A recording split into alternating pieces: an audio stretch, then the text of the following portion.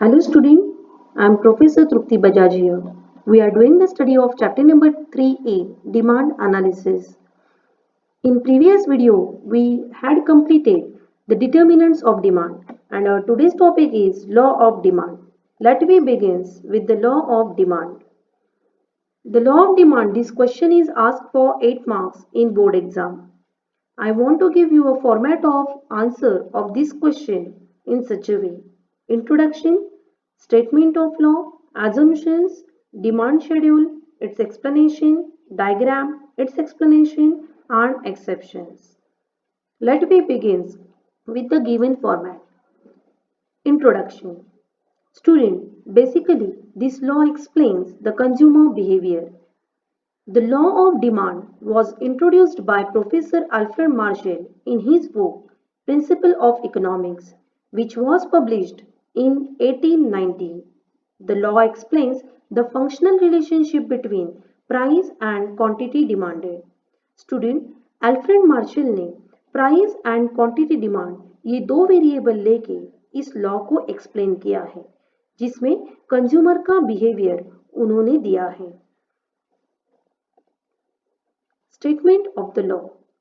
According to Professor Alfred Marshall, other things being equal, higher the price of the commodity, smaller is the quantity demanded, and lower the price of commodity, larger is the quantity demanded. Student, here Alfred Marshall's statement start with other thing being constant. It means he assumes ceteris paribus. We know that in ceteris paribus, the factors which affect the law that remain constant and same thing is done by Alfred Marshall. What he says if price is high, जब price ज़्यादा रहेगा तो obviously consumer क्या करते हैं, कम quantity demand करते हैं. जब प्राइस लो रहता है तब कंज्यूमर हाई क्वांटिटी डिमांड करते हैं. इसका ये स्टेटमेंट का मीनिंग है. What is the meaning? Other factors remaining constant. Other factors means the factors which affect the law. For example, income, taste, habits, by which a consumer can distract and change his demand. So, here Alfred Marshall assumed only a price variable by which a consumer is going to change his demand. So, what meaning we got? If the price of a commodity rises, demand for it falls, and when price of a commodity falls, demand for the commodity rises. Thus, there is the inverse relationship between price and quantity demanded, which can be summarized by the following way. If price increases, quantity demand decreases. You can see the opposite direction arrows, which shows the indirect relationship between price and quantity demanded. If price is high, quantity demand is low, or if price is low, quantity demand becomes high. It shows the indirect relationship. This relationship is also known as inverse relationship, which means both are going in opposite direction. Symbolically, the functional relationship between demand and price is expressed as dx is equal to function of px, which means demand is the function of price. As price changes, demand changes. Where d is demand for a commodity, x is commodity x, f is the function, and px is the price of a commodity. Now, let me begin with the assumptions of the law. Now, we know that in order to implement the law, Alfred Marshall assumes other factors that remain constant. And which are they? Let me see one by one. First is level of income.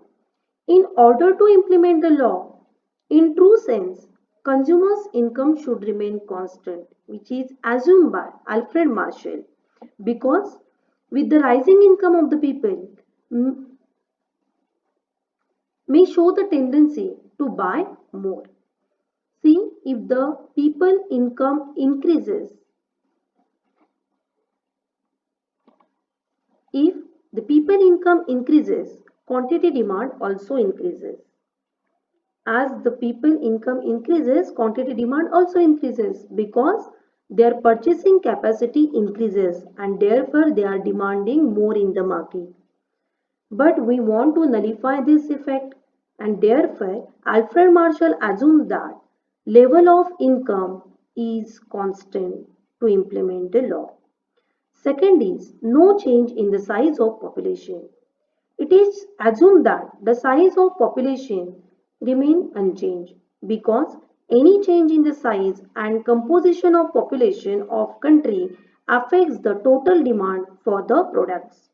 For example, आपके family में अगर 4 member हैं और आप 10 kg wait per month लाते हैं और आपके घर में अगर 1 महीने में मेहमान आने वाले हो तो आप 10 kg के बदले में 20 kg डिमांड करते हो.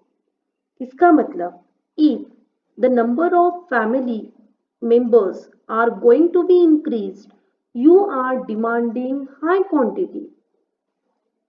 So the size and composition of your family member is going to be changed, you change your demand. So it means the family members affect your demand of wheat in the market. And to nullify this effect, Alfred Marshall assumed that there should not be any change in the size of population. Next is prices of substitute goods that remain constant. It is assumed that prices of substitutes remain unchanged. Any change in the price of the substitute will affect the demand for the commodity. Let me take the one example of Pepsi and Coke. You are the consumer of Coke, which is of 20 rupees, and if substitute is available, that is Pepsi, which is of 15 rupees, it means you are distracted to Pepsi and you purchase the Pepsi at rupees 15. It means the available substitute affect the demand for the Coke. So to nullify this effect, Alfred Marshall assumed that prices of substitute goods that remain constant. Next one. Fourth one, prices of complementary goods that remain constant. It is assumed that prices of complementary goods remain unchanged because a change in price of one good will affect the demand for other good. Let me take the example. हम एक example लेते हैं car and petrol का, जिसमें if the price of car is going to be rise, quantity demand for petrol is going to be fall. See, in complementary goods, it is always inverse relationship in reality. But to nullify the effect, Alfred Marshall assumed that the prices of these goods remain constant in nature and then only law can be implemented. Next one, no expectation about future changes in the prices. It is assumed that consumers do not expect any further changes in price in near future.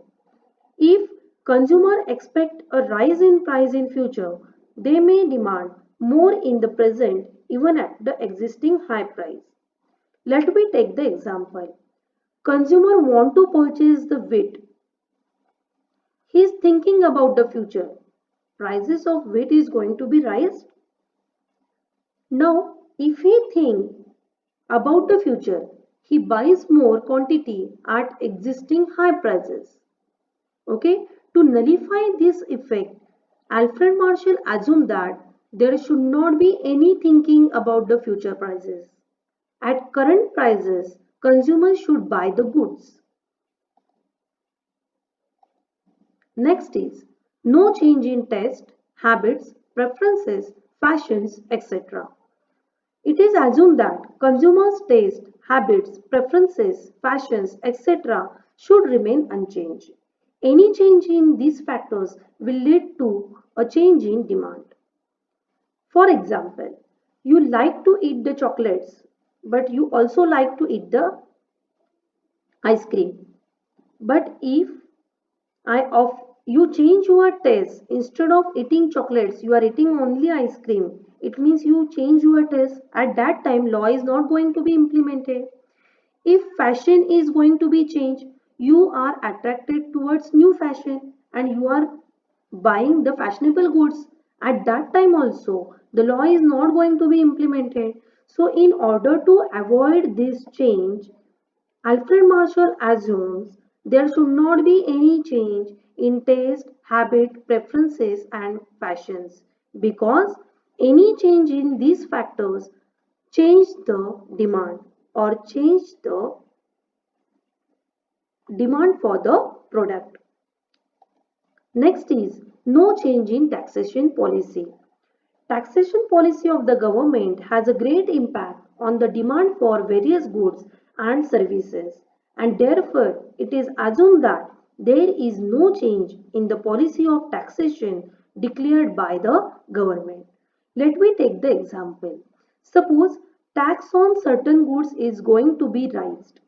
Obviously, people demanding less for that goods, which means this change in reality, this change occurs if tax increases, consumer decrease is demand. If, if tax decreases, consumer demanding more for that good. So this effect is going to be nullified and therefore he assumes that no change in the taxation policy. Let we going to explain this law with the help of demand schedule and diagram. Student, you can see a schedule in front of you where the law considered price and quantity demanded these two variables and explain the law. See, at one column is of price of commodity X and second column is quantity demanded in kg. When price is rupees 100, person demanding 2 kg of that good. If price get falls from 100 to 80, he demanding 4 kg of that good. If price decreases from 80 to 60, demand falls from 4, demand increases from 4 to 6. When price decreases from 60 to 40, demand increases to 8 kg. And when price falls from 40 to 20, quantity demand rises from 8 to 10 kg. Here, by the help of the schedule, we are going to explain the consumer behavior.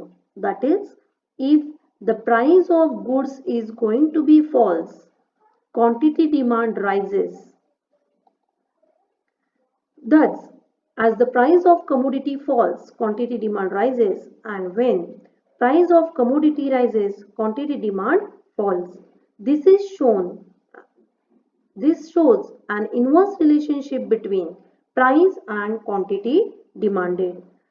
The same schedule is explained with the help of diagram. In the figure, x-axis represent the demand for the commodity, y-axis represent the price of the commodity X. DD is the demand curve which is sloping downwards from left to right due to an inverse relationship between price and quantity demanded, which is shown by the given arrow downward sloping. This curve is negative sloping curve. So we get the negative sloping curve for demand of commodity X. Now let me begin with the exceptions to the law. Student, under certain circumstances, consumer buy more when the price of commodity rises and less when price falls. In such cases, the demand curve slopes up from left to right and that That is, it has a positive slope. Students see, when prices rise, quantity demand is rises. When prices falls, quantity demand also falls. This is the exceptional case, which is explained with the help of this diagram. See, in these cases, suppose this situation is observed, we get the positive sloping demand curve.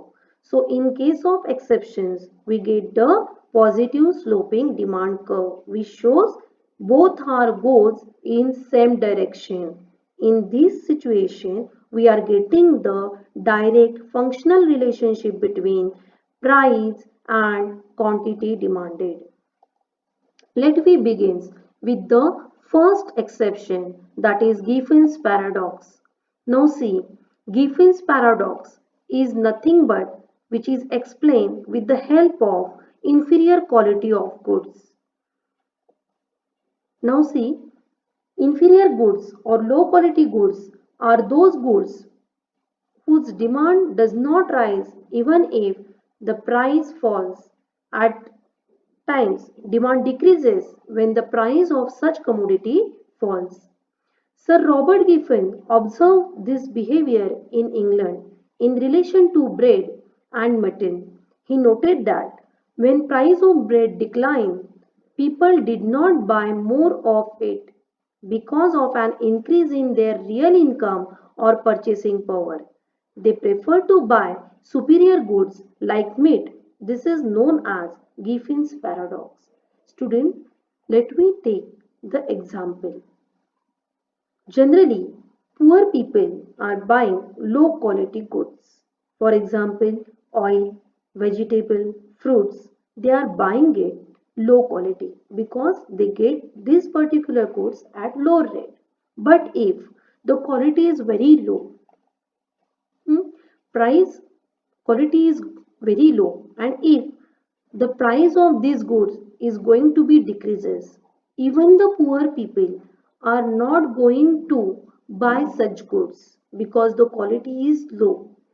And at that time, what they are prefer, with the increasing purchasing power, they want to buy superior goods than the low quality goods. Let me take, I want to give you the one example. Suppose as a consumer, you are buying the fruits which is having low quality. Okay, at that time, you are thinking about the quality and its price, and you are going to prefer the superior quality goods. So this is nothing but the Giffen's paradox, which shows even the price is going to be down, people are not going to buy these goods at more quantity, but with the increasing purchasing power, they are prefer superior goods. Same thing is explained by and observed by Robert Giffens, and therefore these goods are known as Giffen's goods. Next is prestigious goods. Expensive goods like diamond, gold, which are the status of symbol, which is the status symbol. So rich people buy too more of it even when their prices are very high, which is explained with the given images. See, generally rich people buying more of this diamond, gold in order to show their status in the society, and even if price is high, they are demanding more only to show their status in the society. So here the law is not going to be implemented. We get the direct relationship between the price and quantity demanded. Next is speculation. Speculation means the future expectation about the prices.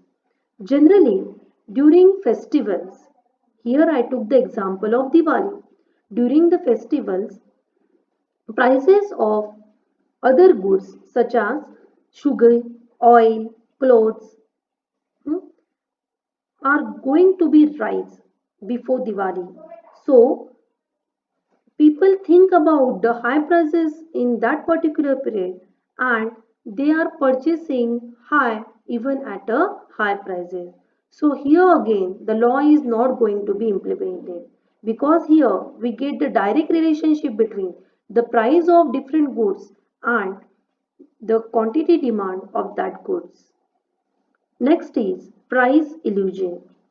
See student, consumers have an illusion that high price goods are of better quality and therefore the demand for such goods tends to increase with the rise in their prices.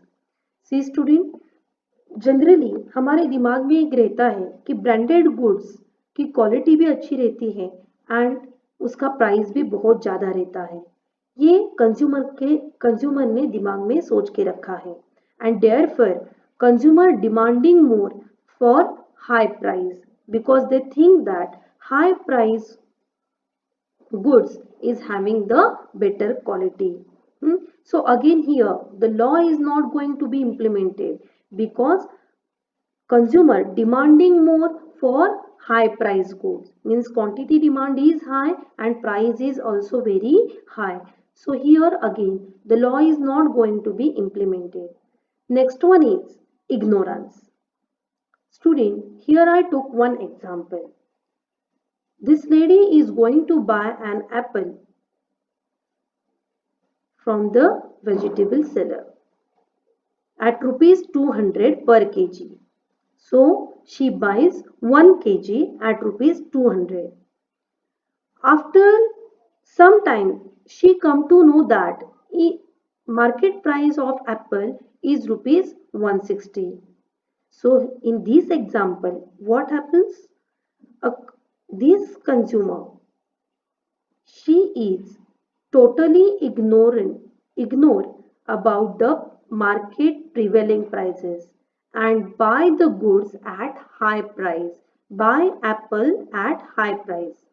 So the same thing is given sometimes due to the ignorance of the people buy more of the commodity at high price and this may happen when consumer is ignorant about the price of the commodity at the other places. So it can be happen with us also. Next one is habitual goods.